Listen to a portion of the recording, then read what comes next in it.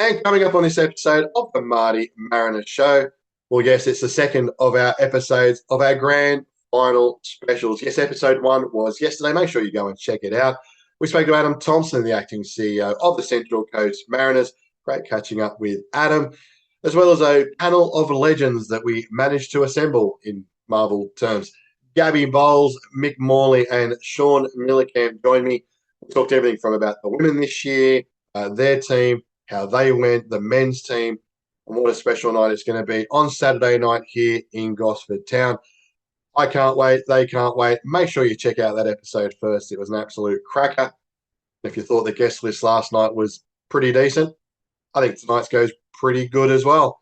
The football manager of the Central Coast Mariners, one guy who I hope he's getting plenty of sleep this week. Sure he is. Mark Jackson joins us for a bit of a chat, bit of a chinwag, bit of a conversation. We're going to talk about the season, how we've gone this year. We're going to talk about the fact we spoke on this show 3 or 4 days before the season started. How things gone since then? What is he like? What has he seen some improvements? They've been all over the park. Be interesting to see what he says about that. AFC Cup, and of course, everything coming through to Saturday night. Always great to catch up with Jacko. A couple of days out from the grand final. How good is it that he makes time to chat to us here on the show? We really appreciate that. And I thought we better put a panel together too. This is the last show for this season. And what a way to finish. Daniel McBreen of Channel 10 Paramount fame scored a few goals for the Mariners as well. He joins us on our panel. Adam Kwasnik, who also knows how to find the back of the net, will join us as well. And, of course, one guy who's been an absolute legend for us here on the show this year. Been on many times, and we'll have him on many times again. Dan McCamley from Coast963FM, the A-team. He'll be there on the sideline trying to do his thing in front of 20,000 people. Hope those headphones are working nice and clear and loud, my friend. We'll ask him about that as well. It's going to be a cracker of a show. Looking forward to bringing it to you. And we'll wrap it up at the end with a bit of a thank you for a number of people who've helped us out this year. Better not keep the main man waiting. We want to keep his head nice and clear, make sure he's well rested. And I think he had a cup of tea going at the time too. We certainly don't want that to go cold. Let's get him on the show and let's have a bit of a chat. Mark Jackson coming to you very, very shortly. It's all happening. Let's go. Central Coast Mariners, Saturday night's grand final time. And it's the Marty Mariner Show.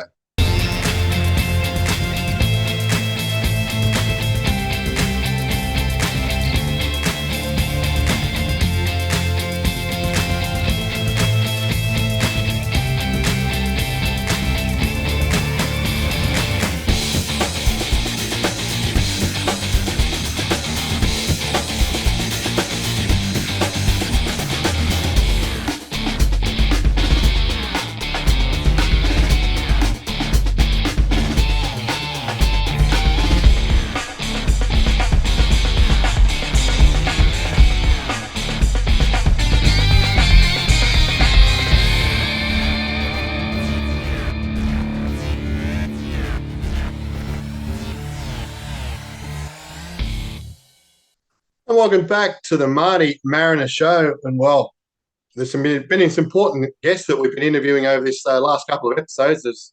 The players are very important, but this guy's one of them as well. Mark Jackson, welcome back to the Marty Mariner Show, mate. How are you doing? Yeah, it's been a while since I was last on. A lot's happened since then, but yeah, I'm delighted to come back on and chat to you. You know, I always watch your show. It's superb, and you know, it's great to be on here chatting.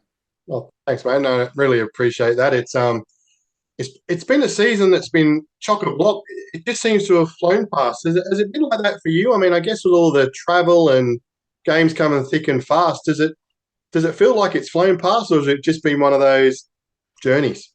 It's weird because it's two different. I've got two different feelings. I speak to Danny all the time on this, and it feels an eternity ago that we're staying in Copa before we kind of moved into his house and stuff like that. That's when I did the first show. It seems ages ago, but then it seems to have gone really quick as well.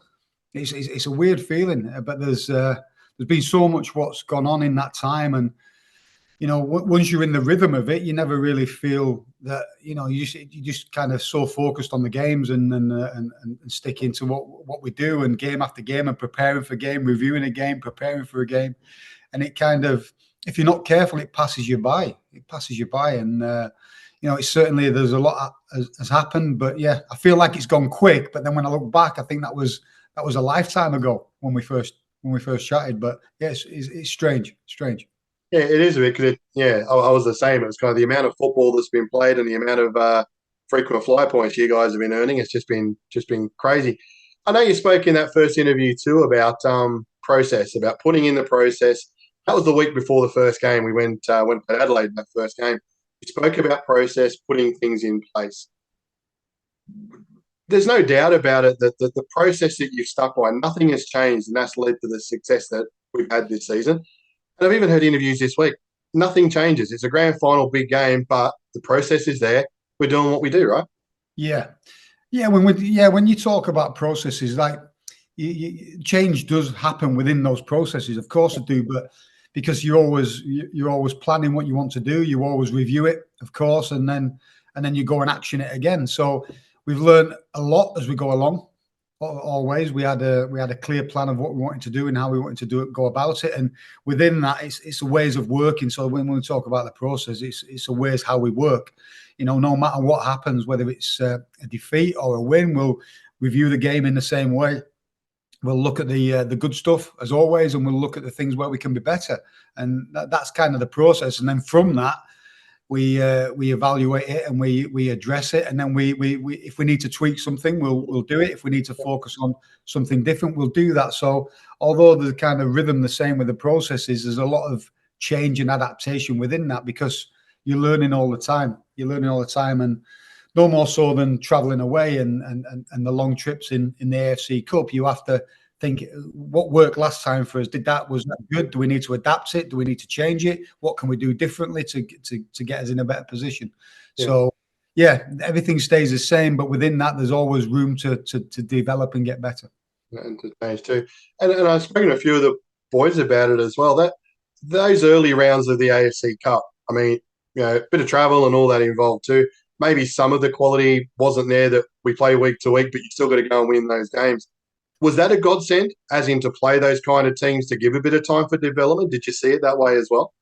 I think the levels of performance, there was certainly, without being disrespectful to any team, but the Stallion game there's a big gulf in players. But the other teams, you know what? The other teams, I'd say Bali were a bigger budget than ours. Bali have a bigger budget than we do as a football club, believe it or not. Terengganu have a bigger budget than we have as a football club. Yeah. When you say there's a gulf in quality, I think that's credit to the players. Yeah, they went and showed their quality on the pitch, which kind of move. I think the away game at Bali was one of our toughest games. Really, really tough game. Not just because of the travel, but the opposition were good. And in the later stages, when we played in the later stages, Odisha was sitting top of the Indian Super League when we played them, or just dropped off maybe, but they were at top end. Abdish had internationals in their team, seasoned internationals who've been playing international football, as with the final team we played against as well. They had international footballers who more recently played against Australia in 2 legs and lost 2-0, and I think, if I can remember correctly, something like maybe 4-0. The one where Nizzy made his debut. So it's kind of sometimes I think, and we can be victim of that by saying, well, we don't know the name and we've not heard of the team. That means they're inferior. But I've come to learn that the Asian market in teams, they can be dangerous, and they have some very, very good players. Absolutely. And I mean, obviously talking to the fella, some of the pitches were a bit funny as well, which I guess helps with ball control as well, doesn't it? If it's bouncing all over the place like that as well. But the worst one for me was over in the Philippines. My word, it was crazy, and it was bordering on dangerous. It was really was. An hour and a half before the game, there was a fire truck hosing down one of the halves because the pitch had to be watered. Well, it was like 2 hours before the game. It was dry in 15 minutes, and they only did one half of the pitch, and it was crazy. But again, that was an obstacle, and we had to overcome it. And look, that game in particular, I was just so pleased that we came through it unscathed, without any injuries or anything due to that pitch, because that was not very good, to say the least. What wasn't the night? There was no Wembley Stadium or Ellen Road, shall we say? In any case, can I ask you any did you notice any sort of style changes? Obviously, we have the Australian game, teams play different ways, but playing in Asia, different styles over there. Did it feel more physical? Was there any bigger changes that you thought? Not really, no. Abdish, who we played against in Kyrgyzstan, and they come over here. They were one of the toughest teams we played against. Really were. The footage we could get on them before the first leg was really minimal, and obviously they dominate their league, so the other teams sit off. So it was really hard to dissect how they were going to play. And yeah, they played in such a unique way with how the centre back was stepping into midfield. He scored the equaliser late on in the game. A very good player. And we had to be, certainly for the second leg, we had to do a lot of work on how they were going to play and how we were going to deal with that. So they were really challenging. That was just kind of, they played in kind of an unorthodox way, and centre back stepping into midfield and staying in midfield onto the left wing. It was really, really bizarre. And sometimes when you come up against teams like that who do things out of the ordinary, it can become a problem if you're not aware of it. So we had to do a lot of work with it. So that was a good example of kind of the challenges we had from a tactical point of view. Absolutely. And I mean, we were up at 2 a.m. here watching the final from Muscat. Man, well, was there a time at any time in that final, did you sort of have to stop and pinch yourself and go, how did it all end up here? Because it's sort of, I mean, obviously coming over to Australia is enough of a plane trip to start with, but to sort of sit there and look around, we saw bits of the city and it must have been a bit surreal to sort of be there, true? You have moments of when that, it's usually probably after the game. During the game, you're fully immersed in what you're doing, and even the lead up to the game, you saw kind of blinkered on preparing and getting a team ready and doing what they need for getting the win and going into the game. But afterwards, you sit there and go, wow, we've just achieved the double. That's what we're sat in the change room saying. Me and Danny in particular, we've just achieved the double. So it's there's moments where you step back, but it's like with the players. I think the staff have been the same way. It's just kind of all I can describe it is it's kind of been like a snowball going down a hill. It's just got bigger and bigger and bigger all the time, and we've been more successful with it as it's been. So it's just been growing. The focus has been growing. The commitment has been growing. Attention to the detail has just been getting bigger and bigger. So in answer to your question, not during the game, but after the game, you stand back and go, wow, we've just achieved something special there in winning the double. Yeah, no, absolutely. It was well worth the lack of sleep that we all had and rolling into work the next day. I'll give you the hot tip. And just about the team too, because there's been no doubt the boys have, as a squad, have developed. They've definitely. Is there a key area that you would look at and go, in particular, I've really been impressed by that part of their game? To pick one out, it was going to be difficult. I think the Sydney game, the last Sydney game, the second leg, really highlighted the progress we've made from a defensive point of view. We know we have to defend. It's not what we want to do within games. We want to be able to go out and be an attacking team. But when you come up against an opposition who played really well on the day and penned us back, I think to limit them, I think it was less than one expected goal during that game with the kind of possession they had. I think that defensive structure and that defensive understanding from the team has really, really improved. But to say it's one thing that stands out, probably not, because we've improved in all areas. Absolutely. I feel the understanding of how we build, and we're building a unique way. But what we've tried to do as coaches, and Danny plays a massive part in this, is trying to add things to our capabilities of what we can do as a team. So when oppositions do something which is we need to adapt to, we can do that. I heard Christian talking about it the other day in an interview, and he said about the toolbox, and we talk about that all the time. That analogy of the players that have in a toolbox, and we try and give them as many tools as we can to deal with different situations. And then it's up to the players when they cross that white line, is that decision making of what tool to use at the right time. What technique, what skill, what adaptation in our build-up play or defensive structure do we use at that particular time, and that's honed on the training ground. The sessions.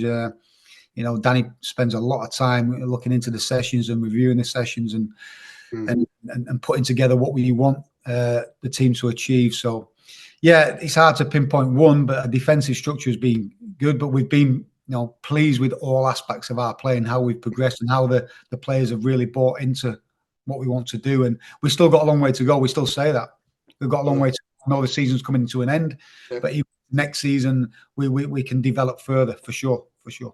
We look for, not that there'll be any pressure on next year after this year, of course. It'll be like, just do the same again, fellas, right? It'll be the same thing again. Yeah, and you talk about toolbox as well, and for yourself as a coach. What have you learned most about yourself for this year? Yeah, reflecting all the time. I think it's a big part of any person and what they do, and particularly a manager, coaches, players. We try and encourage that and foster that kind of mentality and that culture within our changing rooms about reflection and looking at things and trying to get better. That plan, do, review kind of process and cycle what we try and go on. For me, it's like I said, when I lost my job at MK Dons, I did a lot of reflecting. I knew what I had to be. I probably in the past and coming through Leeds and certainly MK Dons, people put a title on roles, don't they? They always do. So you particularly in England, it's a head coach role. So that lends itself to that more kind of on field and hands-on, doing everything kind of thing, and more the coaching. But I knew during that kind of reflection period before I come out to Australia and to the Central Coast that I needed probably to adapt how I worked myself and be more a manager type. So that terminology over here is a little bit different because the team manager is a little bit different. But in England, the manager type is kind of, looks at the wider club and how we can develop that and puts it in a direction. And that's what, probably I've tried to develop from that point in the summer up until now. And I can only do that if I have the right people around me. And one of them key figures is Danny Schofield. And, that was part of my strategy and my plan is to recruit someone who I have the utmost trust in, who we think alike about the game. We always challenge each other as well, because that's important. That challenge is important. That someone's not going to just go yes, because that's not healthy. We have challenge with each other as well, and that's important. But I can give the utmost trust to go and say, listen, we need to do this, and that's his passion, that's his drive as well, and it kind of relinquishes me a little bit to look at wider stuff and navigate and guide and steer the ship in the right direction with that level of support Danny gives me. So that's the main thing, is understanding what I need around me, understanding how I can integrate the wider staff into what we want to do, and then giving them the autonomy to go and do their stuff, because there's heaps of experience and expertise around at the football club, and if that expertise is not utilised and allowed to do the job, then they'll be stifled. So that's kind of my leadership style and what I like to do. Yeah, and I think too, and I mean, obviously Danny's great in that role too, and I think you mentioned the wider coaching, but the wider staff. I mean, to keep these guys fit, rolling as they've been doing, Bryce and the team. I mean, it's phenomenal when we see these guys just non-stop, particularly that Adelaide game where we were playing off to get top spot, belting down of rain, the trail, and those guys just never stopped. I mean, you need those key components to be where we are, right? Yeah, I mean, and that's Bryce is a perfect example, and his expertise in certainly the how he can periodize our work he's got a real sharp eye for that and a real skill for that. That's a real strong point of his skill set, and he's done that superbly well. We look at it all the time, and we have to get them fine lines of keeping the players hungry and ready to go and come out of the traps on game day, but we need to push them as well, because the way we want to play and the way we want to work is is about pushing the players and pushing their limitations. I only spoke to the players today about the mindset, and I read all the time about how the human body and the mind can be pushed beyond what we know now. Yeah. So that we have to open our mindset and have a focus that we can be pushed even at the times when we feel like we can't. And it's, if you tell yourself you're tired, 100% you're going to be tired. You're going to be tired. It's a mindset. But Bryce has done that fantastically well, the periodization, and then evolving what we do as well. Evolving what we do. And like we said, we can always get better. And when we review the season, there'll be questions asked about what went well, what did we do well. But the next question is, how do we get better? Yeah. That always has to be the next question. How can we get better? And what do we need to? Something might have gone well, but we need to dissect it and go, well, listen, we might just tweak it in this way, and it might go up another 2, 3, 4 levels. We don't know. But that's the important thing. What we'll do, we won't be resting on what we've achieved this year. We have to evolve and move forward and think differently. Yeah, and I was talking to someone today about finally we've got a grand final at home at Industry Group Stadium. We've had to travel to Sydney to play at home in grand finals, and we finally get to play under the palm trees and the giant sauce bottles, which is fantastic. Does that help? We've got some young fellas in the squad. Does that help them that they've been there, they train on that field, they've played so many times? Is that a settling thing for them straight up to be playing at home? Well, I think so. It's a massive advantage with the crowd on our side as well, because I've tasted for the first time on Saturday what a full house felt like. I think we got the biggest crowd. The last biggest crowd was against Perth, I think it was, if I'm correct, on New Year's Eve. But I certainly felt the atmosphere, and it's a great atmosphere to play in. So those familiar surroundings will be a plus and an advantage to us, of course. But again, it's about managing the situation, managing the occasion. The biggest thing for us is that over recent weeks we've had big games. Adelaide was a big pressure game. And then we had to jump on a plane to go into the next big pressure game in Oman. So the boys have experienced things in a short space of time, and if we can utilize that and visualize what we did in those moments and how we felt, then you're a lot more calm going into the grand final, into that situation. Yeah. Probably calm's not the wrong word, but more kind of ready, because you've experienced that before. Even the ones who've experienced it last year, it'll be different because it's a home tie. And that, even though it was last year, it was a long time ago in football terms. But even in the last 3 weeks, we've experienced high pressure games. So we'll be looking to call on that and use that to our advantage. Absolutely. And I mean, obviously, we can't give it high enough praise for the off-field team, but on the field too, Vuka, Storm, like the experienced players, you can even see, like when you're watching the game, they're always chatting. They're vital, especially this time of year, but all season. But those guys around, they need to hear those guys all game. Yeah, communication is a massive part of it. Communication is a massive part, and we have leaders in the team, and for me, leadership is it can be vocal, but it can be by example as well. And we have, when you go through the team, we have so many. If you want to label leadership around leading by example or communicating, we've got good communicators on the pitch, those experienced players. I think in the modern game now with the younger players, that communication is going out of the window a little bit, but that's just society, and modern society. It's, people talk less, I think, these days, with the more like to text each other and things like that. But that's a generational thing. That's fine. So leading by example and trying to lead in that way is just as important. It's just as important. So, yeah, I think they are big leaders on the pitch, but we have many more leaders and potential leaders who can maybe grow into that role in the future as well. Yeah, and the games against Sydney too. I thought there was some football we played in that first semi-final against Sydney. Probably some of our best football that I think we've actually played this year. The boys look really pumped already. They just knew how important that away leg was first, right? And I think that's the system: away leg, play away first. I think they really knew how important that was. Like, do you agree? Was that some of the best football you think we've seen? I think so, and that was a big factor for us going into the game, because all the talk was around Sydney's beat us twice. Sydney know how to play against us. City have got your card, then they know how to beat you. That was a talk, and we don't hide away from that. And they beat us twice. Their place, they beat us comfortably. At our place, it was the first 20 minutes. After that, I thought if we'd have got the goals at a different time, we were still in the game and we played okay after them first 20 minutes. But they beat us fair and square, and rightly so. So there was a lot of talk about that. So I think there was a lot of underlying determination from the players to win that. Their players coming out a little bit and saying, "Yeah, they're glad they're playing us. We've beat them twice already." That got under the players' skin a little bit. So but I probably played against them a little bit because it motivated our boys. But yeah, I would agree with you. I thought we played extremely well in that game, extremely well.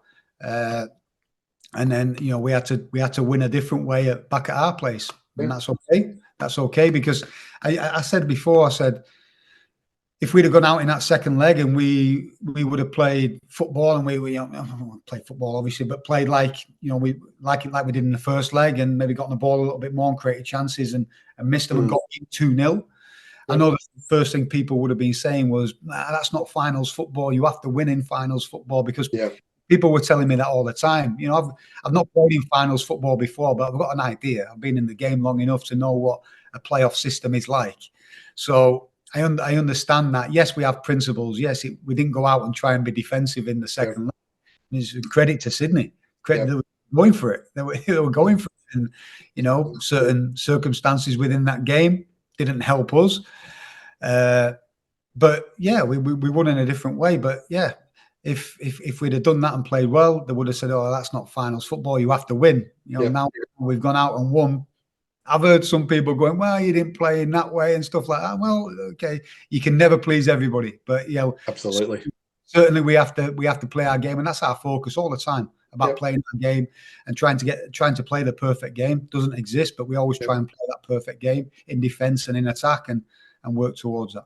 Yeah, and talking about playing our way, obviously, Melbourne went over and beat Wellington over there. Great scenes over in Wellington, packed crowd, and that shows a certain strength within a team to be able to go and get a result over there. Obviously, probably little tactical things between the two teams change, but essentially the focus this weekend is us, right? It's the 11 players going out there doing their thing. Does anything else change too much because we're playing Melbourne and not Wellington? Or is it pretty much the same? No, not really. Not really. There'll be slight little tweaks on how the two teams play. Got full. I've said this for the teams I've played this year. Every team we've come up against has challenged us.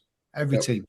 I've said this before about the A-League and the coaches, managers within there. I've got full respect for them, and it's really, really challenged us as a staff to prepare the players and get them ready. And that's credit to the A-League. And there's a lot of talk going on about the minute about Australian football and the A-League and stuff like that. And I've been so impressed by it, and the managers and the mindset of the players and stuff like that, and the quality of the players as well. So, it's going to be a challenge for us against a really experienced manager. I think he's been in the grand final 5 times.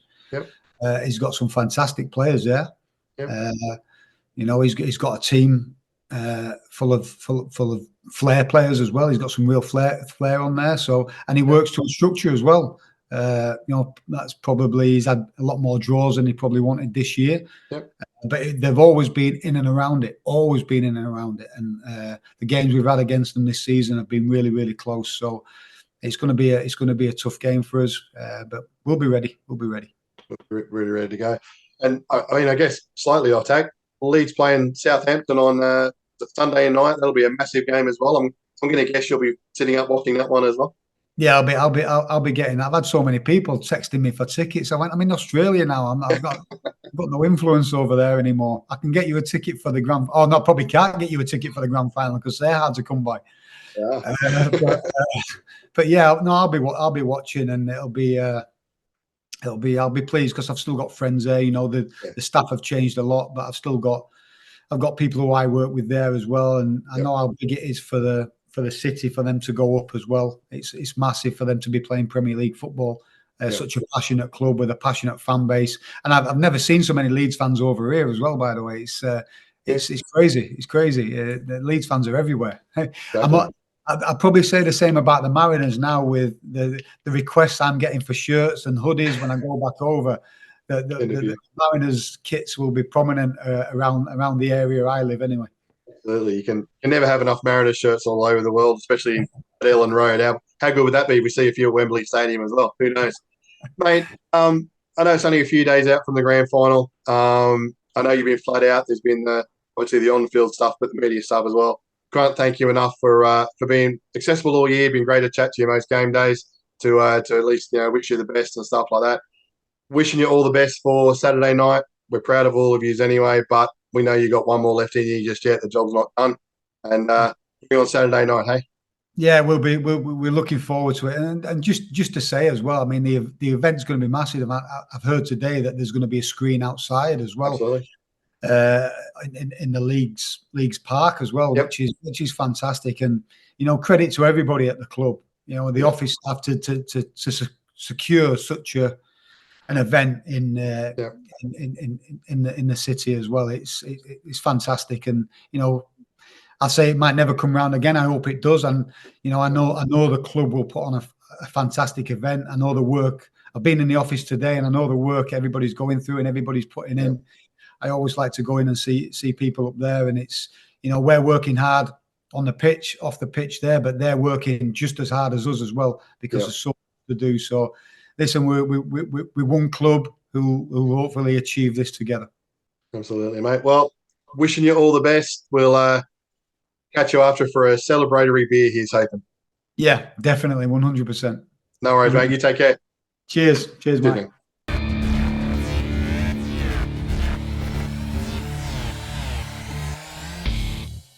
And welcome back to the MartyMariner show. It's the last segment of the season. It's the last show of the season. And three consummate professionals have decided to join me for this auspicious occasion this year. That's about as much as I can say about these guys. Look, between the four of us, there's 57 A-League goals for the Mariners. How good is that? And you can do the math on who got what. Let's introduce these guys one by one, although I'm sure you know who they are. This first fella was actually chatting to Ange Postecoglou in the middle of the MCG last night, and now he's talking to MartyMariner at Woongarra. Go football, hey, what a game. Daniel McBreen, how are you doing, man? I'm fantastic, mate. And look, there's no comparison, mate. I'll let you decide. I'll let you decide. You had me for a sec, but thanks. I appreciate it, man. No, thanks for coming in, man. No worries. Another guy who knows how to find the back of the net, especially at Industry Group Stadium or Blue Tongue Stadium or Gosford State, whatever you want to call it, Central Coast Stadium. Adam Kwasnik, how are you doing, my friend? Good evening, mate. Yeah, very well, thanks. We'll be pumped. We'll talk about scoring goals very, very shortly. And one guy who doesn't know how to find the back of the net at Industry Group Stadium, but he knows how to find a chair on the sideline. He's been in many a show this year. It's always great to have him on. Dan McCamley from Coast FM 963. How are you doing, man? Yeah, I'm good, Marty. Feel honoured and privileged to be on with you three Mariners legends. Talk about a ring-in for your grand final show, mate. But I'll do my best. Hey, try being the one asking questions. I got absolutely nothing, you know that. Look, let's just have a bit of a chat first of all about just this Mariner season. And Macca, I'll start with you. 4 losses at the start of the year. All of a sudden, the questions come out. Monty's not there. Players not there. What's going on? From a player's point of view, I mean, obviously the players stuck solid, process and stuff. But would there have been a little bit of shit? What's going on? Yeah, there always is when you're losing. The thing was, though, they were very competitive in all those games. Yeah. Think back to the very first game when they got beat. It was 3-0, wasn't it, by Adelaide? Adelaide, yeah. They lost Alu and Brian early in that game, and that just seemed to shake them a little bit. And then the next 3 games, they were competitive. It was the odd goal that they lost by. So I'm sure that although they lost 4, they would have known that they were competitive, and Jacko would have been saying, look, we're not far off. We just need things to fall into place. And when you looked at the round 5 game being the Newcastle Jets, I don't think there was anyone who thought they were going to lose that one. So we knew it would start turning around a little bit then at least. Absolutely. And, well, the rest is history, but we'll chat about that in a sec too. You've been manning a squad that you've been in during your playing career. if you get such a turnover, and I don't know if you had too many, the amount of turnover that we had, coaching included, it takes time, doesn't it, for the coach to embed their systems, for players to adapt to things. Was that what was essentially happening at the start of this year? Well, I think what happened in between, last season and this season simply didn't happen back in the day. I mean, your players were signing a couple-year contracts, and the player pool wasn't that big, and you sort of stuck together for a large amount of time. There was the odd player that left and the odd foreigner that came in, and that was about it. Look, for what they've achieved this year, for me, it defies logic. I can't believe, the high player turnover, not to mention a loss of manager. And although they started the season really slow, they really put it together, and they're on the precipice of history and arguably the greatest A-League of all time. I mean, there's a couple teams that have gone back to back, but not in the style that I think the Central Coast Mariners have done this season. And I can't wait for it to all unfold this Saturday night. Absolutely. And Dan, I mean, I know we've spoken before that post-game interviews that you get to do. You've said before, even in those 4 games, as Mac has said, it wasn't like the performance was lacking in those games. That belief was there, right? The boys were still all over it. Yeah, it certainly was. I think the thing that helped the most early on was the AFC Cup run. They weren't getting results in the league, but they were picking up good results in that AFC Cup run. And I think that was, maybe taking a little bit of pressure off them in the league. Yeah, it wasn't a great start. The defending champions 0-4 to start the season, but they were winning games in that AFC Cup. They were scoring goals. The performances were good. And as you said, they spoke a lot about trusting the process, and not much had changed. A new manager had come in, but they were still working very hard and still sticking to their processes, and that they were confident that results would turn around. And yeah, I think that AFC Cup run certainly helped them in regards to confidence. They could see results from what they were doing on the training paddock and out on the pitch, and it finally turned in that Newcastle Jets game. Yeah, no, absolutely. And Mac, we've spoken a lot about this AFC Cup, and at the start, the Mariners lost the first game, didn't have a coach, and it was like, do we have to be in this bloody thing? Look at the travel; it's going to wreck us for the year. Ultimately, there was 2 things for me. There was the teams, or the type of teams that we were playing, that probably helped us develop our game. But that travel that they must have had together to get away from the Central Coast, to get away from the A-League and start bonding together. Do you think they have equal parts? They were just as important as each other? Yeah, without a doubt. That team bonding you can't measure it. You can't quantify that. And even when things went wrong, like when their flight got cancelled coming back, they did a team, they went off into the mountains, drove up the mountains and did that kind of thing. And like just sitting on the bus, things like that, and on planes and annoying each other like Quazza used to do to all of us, while I was just sitting there quietly just trying to mind my own business. Those things just, they do bring you together. And I think that adds a little bit when you do get on the park together. You do think, well, I will go a little bit more for these guys, because you have had that bonding experience and you do get to know each other quite well, and you have annoyed the crap out of each other on 36-hour trips and that stuff. And you're right, the fact that they could get those results against teams that they should be beating by those margins that they were at the start, it did sort of give them that little bit of, okay, well, we can be the dominant team in this competition, which will sort of get us into the groove and the patterns of play that we want to play. And I think that had a huge effect on them getting out of that early rut. Absolutely. And hashtag werewolf for all those playing along at home. Good luck with that. Quasi, do people underestimate an actual trip going to Asia? Because to me, it was like, oh yeah, it's just a plane trip. You're sitting down, you're not doing much, and you get off. But going away, it's an absolute task, right? Yeah, most definitely. And especially when you travel cattle class, which I'm sure the Mariners did. You don't have the luxury of maybe a Sydney FC or a Melbourne Victory flying business class, and or Daniel McBreen, he wouldn't have a clue about cattle class either, would he? Yeah, he got upgraded quite a few times. Golden nuts, he did. But look at. You can't underestimate it. But as Macca mentioned, the mateship that you create during those trips, they can last a lifetime, and it bonds everyone, onto the field as well. And Yeah, those trips, they I've had some fantastic memories in the past, and I have no doubt, given the kilometres that this current Mariners team have travelled this season, they would have created their own memories as well. And you can see it on the park how much they mean to each other. They just rub off on each other, in the right way, and they're getting the results. Yeah, and Dan, do you think yourself too? It was almost like we fell into this pattern where we had this AFC Cup game, A-League, AFC Cup game. It was like this routine. The boys, probably not, the training regime gets broken up a fair bit, I guess, with all the different travel. But that seemed to suit these boys. It was minutes on the park. We're just going to get us where we wanted to be. Yeah, look, I spoke to Nizzy after the game on the weekend, the Sydney FC game, and I asked him about the 7 days off that they had, because that's something new for them. They had a whole week off in between the two Sydney games.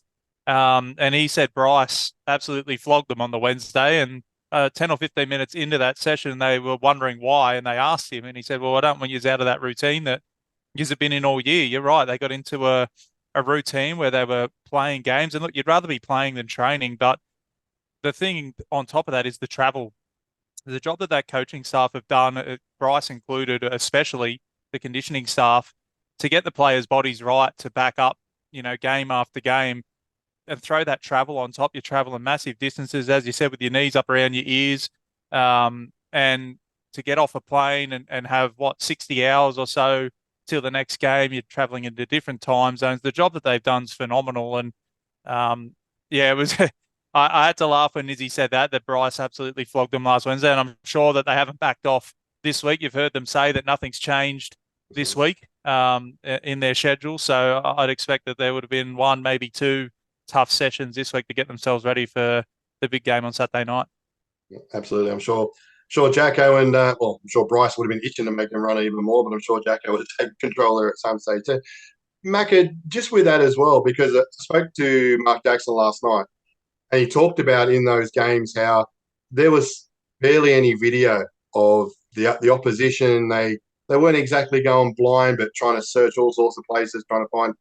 Do you think that helped in a way, because it went, we just focus on us, as in we've got to do what we do really, really well?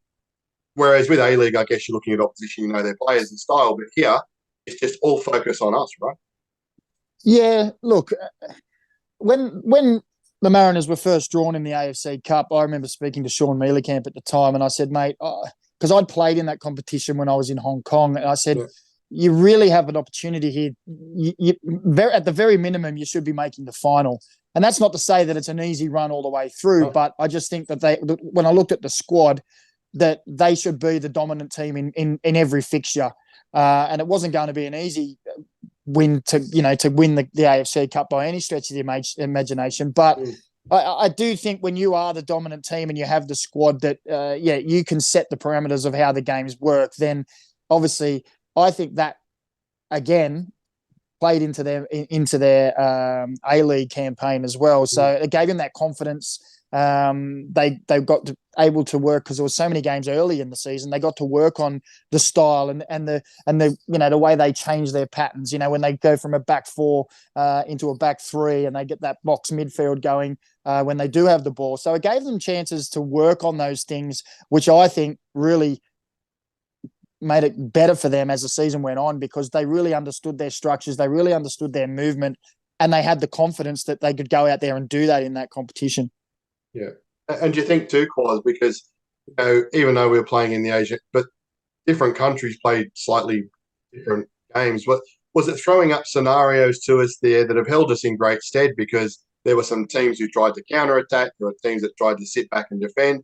It was almost saying, right, it was almost like a practice game where you're playing against the 19s or something, and you're telling them to, 2 banks or 4, we'll try and break you down. It was almost like these games were coming to help us out.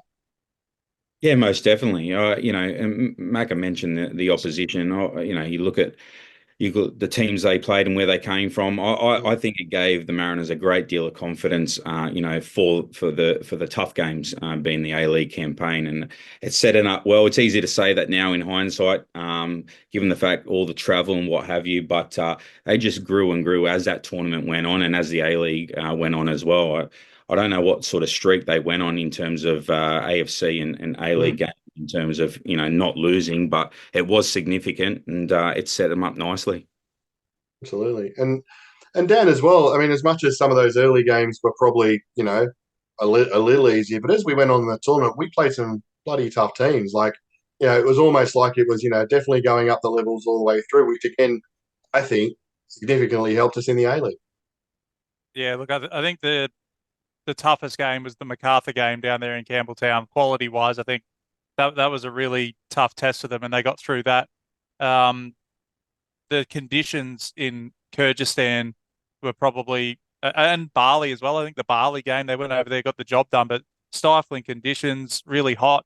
And then to get over to Kyrgyzstan, no offense to Kyrgyzstan, middle of nowhere, tough trip to get to, hard to get back from. The pitch was waterlogged. I've seen better pitches on the Central Coast, and that's saying a lot.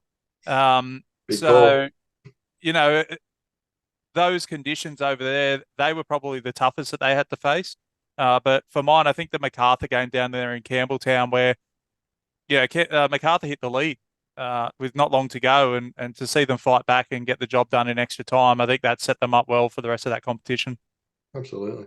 And Macca, the move for Nizzy to push forward into that 10, I mean, it's been a revelation for us. But I think, it wouldn't have happened without Steele or Tap dropping into that midfield as well. Is that Nizzy's position? Because we tend to drop him back if we need to into that 6, but he's just such a different player in that 10, isn't he? I think he can play either position, to be honest, his quality. But I guess when he was playing in that deeper lying position, the one thing that when he would go forward, he'd get into a lot of positions where he could shoot around the edge of the box, and he always wanted to look for the pass. And when he got moved into that 10 role, it was like a little switch flicked in his head, but it flicked slowly. It took him a few weeks for him to realise, you'd get into those positions again, and we're all like, oh, shoot, and he's come on and he's looking for the pass.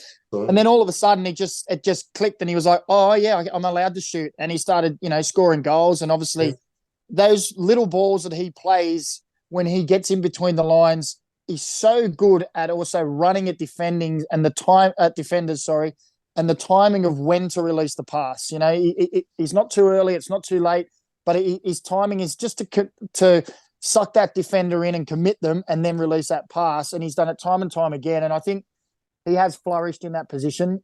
And it's testament really to the Mariners that, we all thought, oh, it's a bit of a change. Well, didn't matter, because Max Ballard's stepped up to the plate. Brad Tapp's just come in. Steely can't get back into the team after his injury because there's just this production line of kids that keep coming through, and it's great to watch. Absolutely. And Quaz, we know that, in good squads, you've got to have players pressurising in every position. That midfield spot where you've got the ability, Nizzy can drop back and play there, but generally forward. To me, Max Ballard's probably he's starting to get rated now, but he's been the most underrated player in the league this year. I think the highlights seem to go with Nizzy, but he's an outstanding middle of the park player, isn't he? Almost definitely.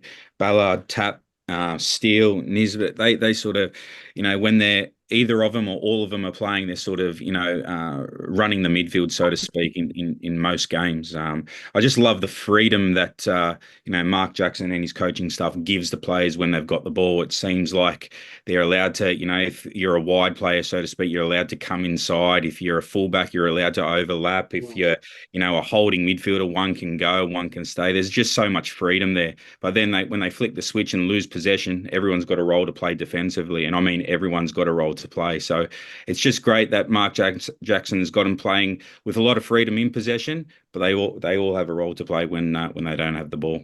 Absolutely. And Dan, I mean, you'd probably hear it just as much as anybody else, the talk on the field about, getting back behind the ball, working together. Jacko is non-stop talking about it, get your shape. It's just been the secret to the success, hasn't it? It's not one out, all out. It's just all in together. They know what each other's doing, cover each other's backsides.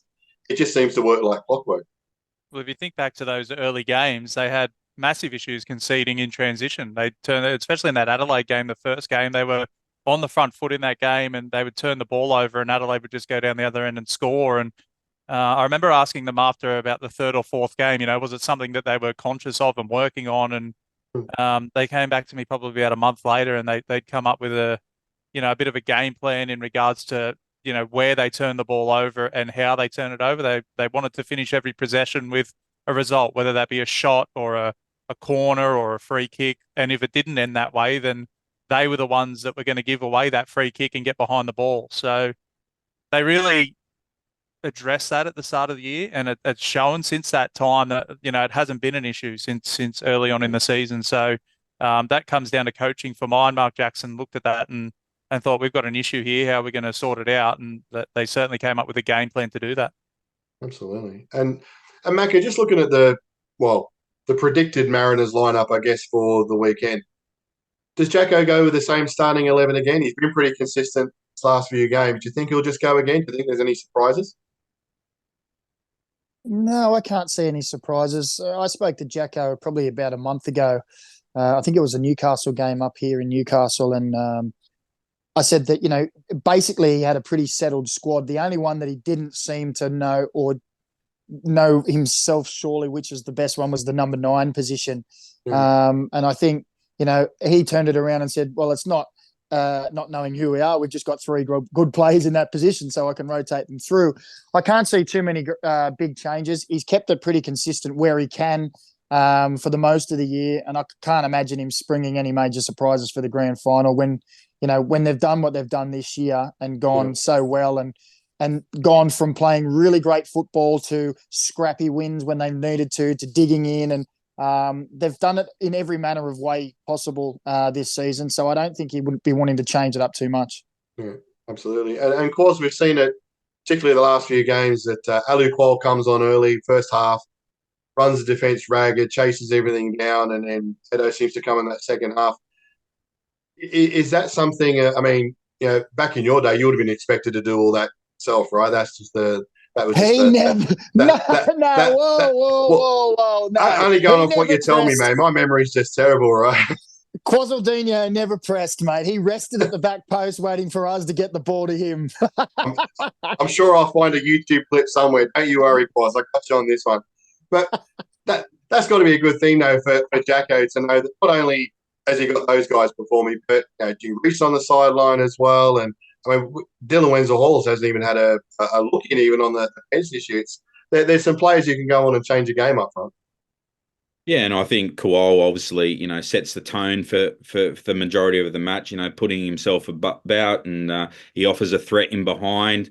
Occasionally he can hold the ball up, but he sort of puts, the opposition's defenders under a lot of pressure when they have the ball. And I think over a period of time they start to get tired and get sick of his presence. And then, you got someone like Edmondson to come on, or even Jinrique, where, can come on and make a massive impact and change the game altogether. I think that's, really good having some depth up in that number 9 role. And there's no doubt that, I probably agree with Macca that they're not going to change too much for this week. But definitely the bench can, obviously make a huge impact if it's going to be tight on Saturday night. Absolutely, and I think Dan, the only spot I think maybe a change could not be might be Thea Harris with DePizio. Have you got any other thoughts on whether that could happen or any other changes around the park? Yeah, I wouldn't be changing too much. I think DePizio gives you a little bit more off the bench in that second half, and Christian's been outstanding on the left-hand side, especially coming in the last sort of 4 or 5 weeks and replacing a player who, let's not forget, was probably the Mariners' most potent attacking threat going forward. So he's done a great job on that left-hand side. He puts himself about as well, as much as Alu Kual does. Christian Theoharis doesn't shirk a challenge, and he's not afraid to run at people and try and take people on and create something himself. So, look, I wouldn't be changing too much. I like DePizio coming off the bench. I think he offers a lot, that 60, 65-minute mark when players are getting tired around him, and you see him come onto that left-hand side, you're thinking as a right back, oh, geez, here we go again. So, look, I'd be going same 11 if I'm Mark Jackson. I think Kual up front, there hasn't been a lot of goals from the number 9s. I just think they work their socks off without the ball, and I think the players that come on in that second half, whoever starts seems to struggle to find the back of the net, but then the number 9 that comes on in that second half is the one that seemed to turn the game. You think back to that Melbourne victory game down at Magic Round, Gather Round, sorry. And it was Jing Reese who came on in the second half, and he was the one to get slid in behind and score the winner. So I think whoever comes on in that second half in that number 9 role, I think they're going to be the key in this game, because I think it's going to be tight. Absolutely. And I mean, Mako, back in the days where you're playing for the Mariners, if we'd have said there would have been a grand final eventually played at Industry Group Stadium, Central Coast Stadium, it's such a massive event for the Central Coast. What's your thoughts on playing that game finally under the palm trees and the giant sauce bottles?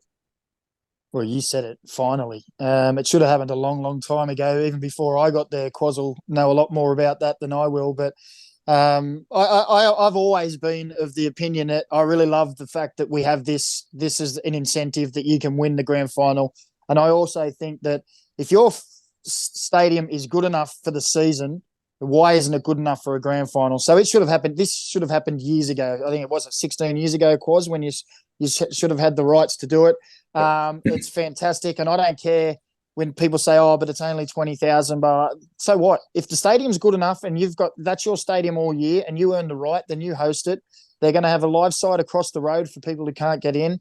And I just think it's going to be an absolutely fantastic atmosphere. And it's long, long overdue.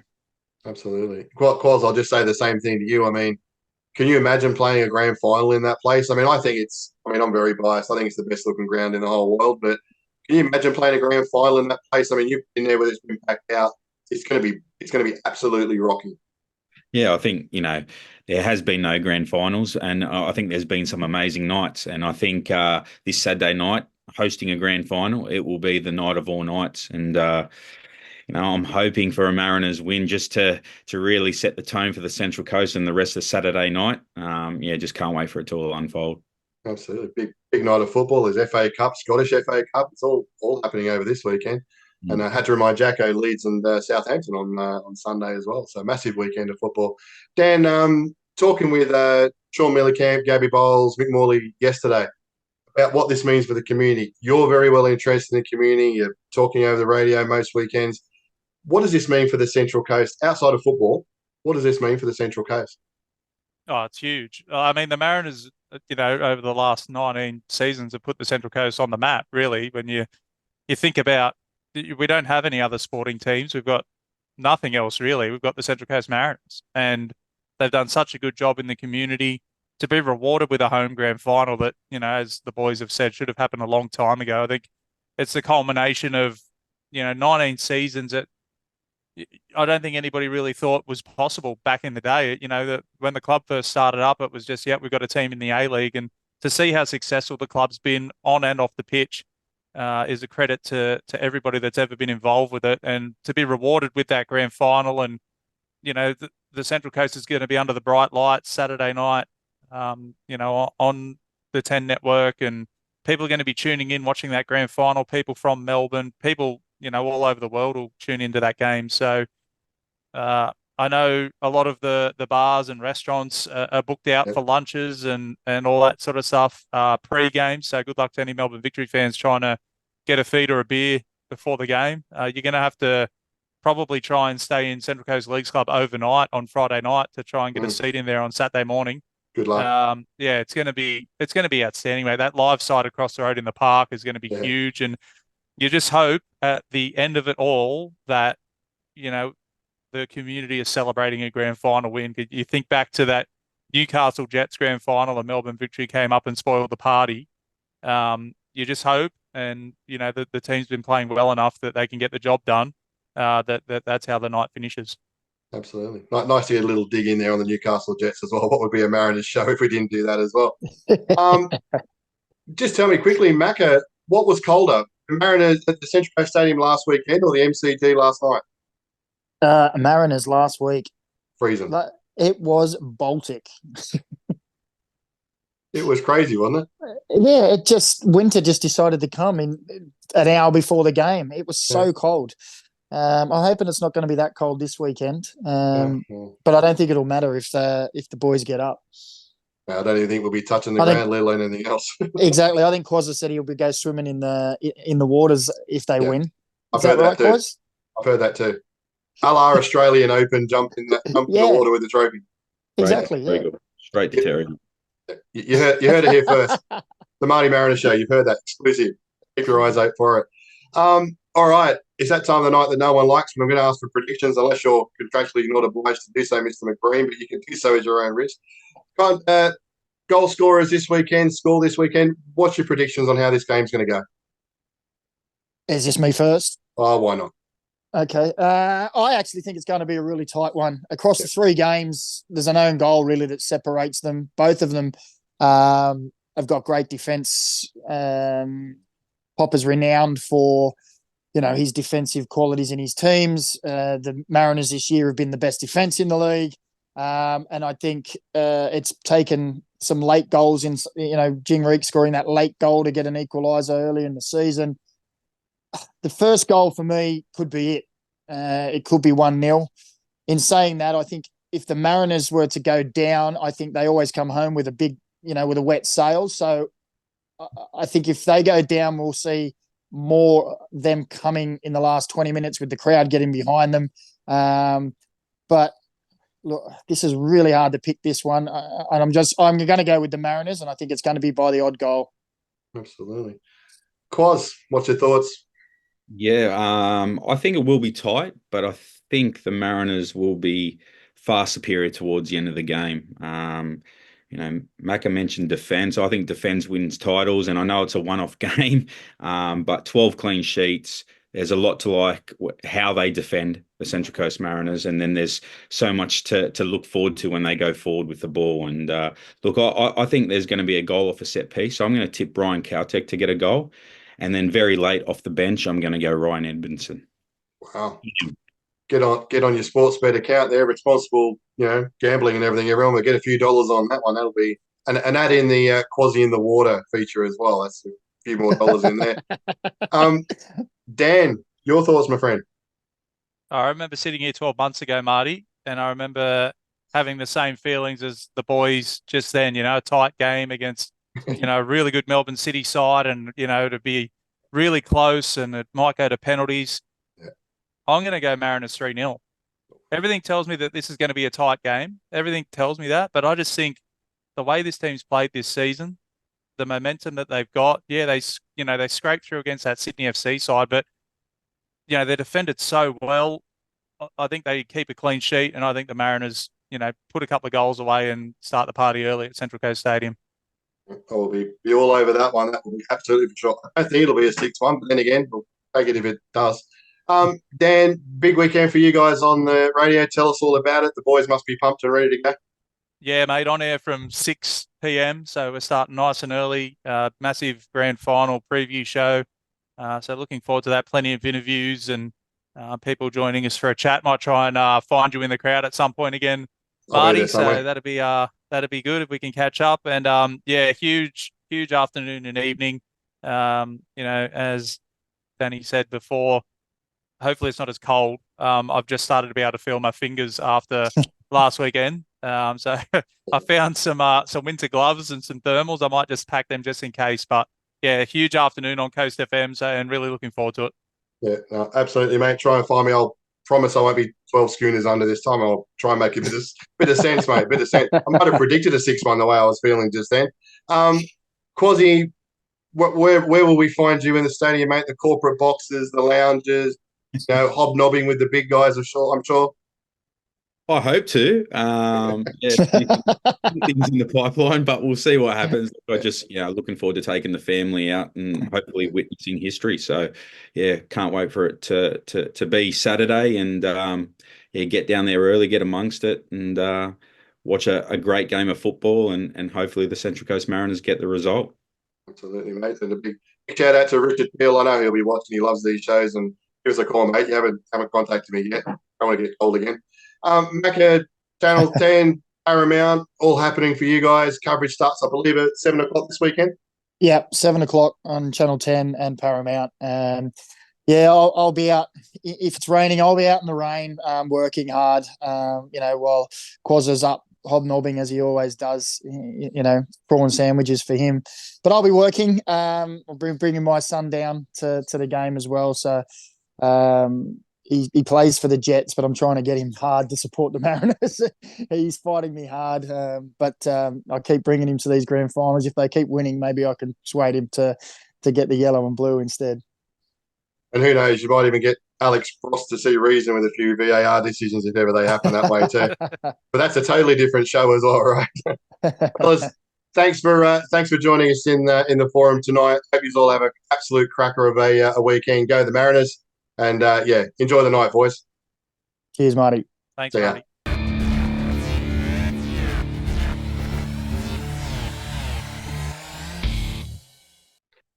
That brings us to the end of our show for this evening. Hope you enjoyed it. Make sure you check out episode 1 as well.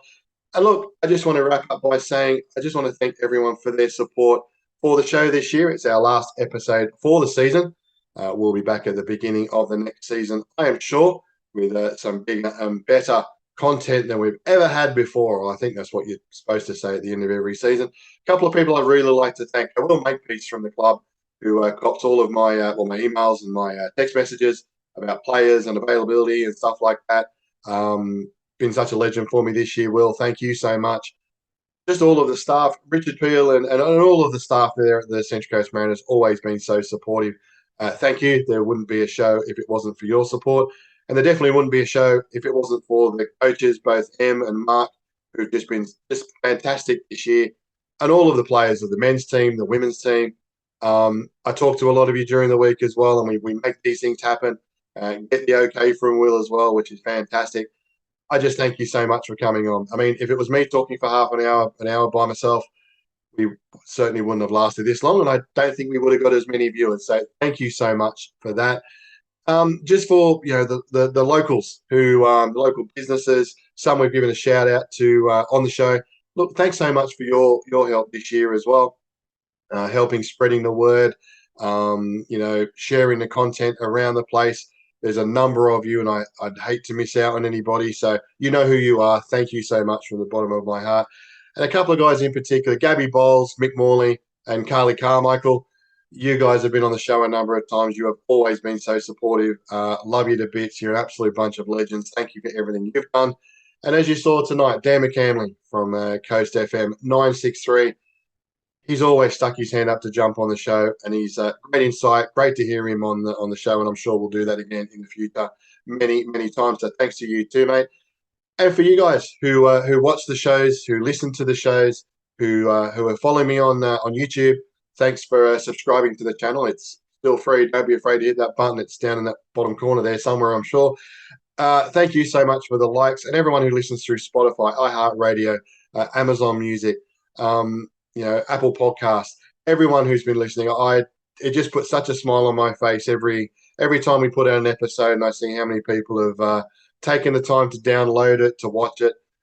It's just been fantastic. So thank you to you. If you haven't given us a follow, a like, a subscribe, whatever you need to do, a tick, still keep going in the off season. We'll put up I'm sure we'll put some content up, some look back from the vault kind of things. But I can assure you, we will be back when that pre-season gets up and running to do it all again in the next season. Wow, big expectations on next year, aren't there? Both for our women's and our men's teams. Best of luck to the Mariners on Saturday night against Melbourne Victory. It's going to be an absolute cracker of a night. I cannot wait to be there. Can't wait to see you guys too. If you see us around, make sure you come and say hello as you normally do. That's a bit of a thrill as well. Make sure you come and say good day. Look forward to seeing you there. Look forward to seeing you around the place. And, we'll do it all again next season. Let's go the Central Coast Mariners. It's been the MartyMariner Show.